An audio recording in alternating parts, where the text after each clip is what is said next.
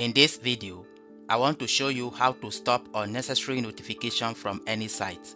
If you are receiving notification constantly from a particular site, let me show you how to stop it.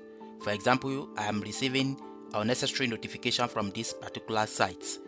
Let me close those notifications. So I want to show you how to stop it permanently. So to do that, on your browser, I'm using Chrome, just click on these three dots and then come to settings. Click on settings.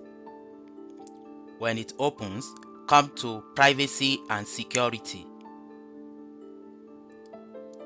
Then scroll down and come to site settings. Click on site settings. Then scroll down and come to this section called notifications. Click on notifications and scroll down. Here you can see the list of sites you have not given permission to send you notifications. However, if you scroll down, you will see those sites that you allow to send you notification. So scroll down and look for the particular site that is sending you notification. In this case, this is the one that I want to deny sending me notification. So I'll click on this three dot and click on remove.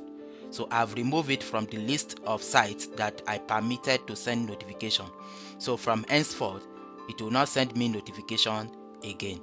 So this happens, maybe you mistakenly allow the site to be sending you notification, but this is how to stop it.